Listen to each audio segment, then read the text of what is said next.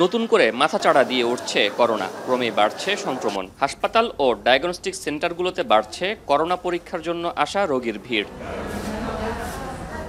সোমবার চট্টগ্রামের মিরসরাই উপজেলায় করোনা সংক্রমিত হয়ে ৭৫ বছর বয়সী এক ব্যক্তির মৃত্যুর তথ্য জানিয়েছে সিভিল সার্জনের কার্যালয়, যিনি কিডনিসহ অন্যান্য জটিলতায় ভুগছিলেন। তবে বর্তমান পরিস্থিতিতে আতঙ্কিত না হওয়ার পরামর্শ দিচ্ছেন চিকিৎসকরা। আমরা বলছি যাদেরই জ্বর, সর্দি, কাশি বা কোনো উপসর্গ দেখা যাবে তারা সরকারি হাসপাতালগুলোতে বা ডাক্তারের চেম্বারে গিয়ে পরামর্শ নেবেন। আতঙ্কিত না হয়ে, কোভিড নিয়ে আতঙ্কিত না হয়ে বরং চিকিৎসকের পরামর্শ অনুসারে তারা কি পরীক্ষা নিরীক্ষা করাবেন সেটা ঠিক করবেন। এদিকে চট্টগ্রামে করোনার চিকিৎসায় জেনারেল হাসপাতালে ১৫ শয্যা ও ৫টি আইসিইউ এবং চট্টগ্রাম মেডিকেল কলেজ হাসপাতালে ৫০ শয্যা প্রস্তুত রাখা হয়েছে।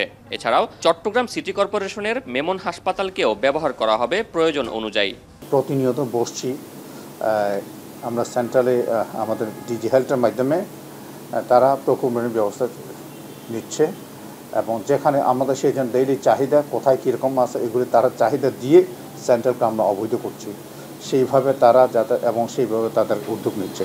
করোনা পরীক্ষায় এখনও পুরোদমে চালু হয়নি আরটিপিসিআর এর টেস্ট। কিট সংকট ও রোগীর চাপ তেমন না থাকায় এখনও সক্রিয় হয়নি সবগুলো কেন্দ্র। সরকারিভাবে এ পরীক্ষার ফি ১০০ টাকা আর বেসরকারিতে ৩,০০০ টাকা। সরকারিতে পর্যাপ্ত সুযোগ না থাকায় বাড়তি খরচে টেস্ট করাতে হচ্ছে রোগীদের। এদিকে ময়মনসিংহ মেডিকেল কলেজ হাসপাতালে করোনা রোগীদের জন্য আলাদা ওয়ার্ড শুরু সহ নেওয়া হচ্ছে নানা উদ্যোগ। ১০ জুন থেকে এখন পর্যন্ত ৪০ জন করোনা পরীক্ষা করিয়েছেন, এর মধ্যে ৬ জনের করোনা পজিটিভ।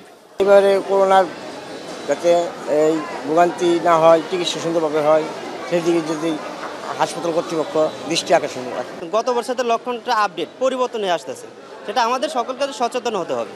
হাসপাতাল কর্তৃপক্ষ জানায় হাসপাতালে ওয়ান স্টপ সার্ভিসে পর্যাপ্ত কিট সরবরাহ করা সহ ময়মনসিংহ মেডিকেল কলেজের মাইক্রোবায়োলজি বিভাগেও করোনা পরীক্ষা শুরু হয়েছে। এছাড়া হাসপাতালের নতুন ভবনের ২০ শয্যার আইসোলেশন ওয়ার্ড ও আইসিইউ প্রস্তুত রয়েছে। তবে এখন পর্যন্ত ওয়ার্ডে কোনো করোনা রোগী ভর্তি নেই। আমাদের এখনো কোনো ভর্তি রোগী নাই। যদি রোগী ভর্তি হয় তাহলে আমরা এই ৪০টা বেডের পরেও আমরা নতুন বেড এক্সটেনশন করব আর কি। আর আমাদের আইসিইউ বেড 10টা রেডি আছে। আইসিইউতে একজন রোগী ছিল, সে গতকাল সুস্থ হয়ে গেছে, তাকে আমরা ছেড়ে দিয়েছি। এখন আপাতত আইসিইউ 10টা বেডই আছে। যদি রোগী বেশি ভর্তি হয় বা আইসিইউ লাগে তাহলে আমরা বেডের সংখ্যা আরও এক্সটেনশন করবো ইনশাল্লাহ। এছাড়া দেশের বিভিন্ন অঞ্চলে করোনা ঝুঁকি থাকলেও পর্যাপ্ত কিট না থাকায় ব্যাহত হচ্ছে শনাক্তের কাজ। রয়েছে আইসোলেশন ও অন্যান্য সরঞ্জাম সংকটও। শোয়েব রহমান, এখন। শিয়া বাটার ও ভিটামিন ই সমৃদ্ধ লিলি হালাল বিউটি সোপ, তারুণ্যময় উজ্জ্বল ত্বকের জন্য।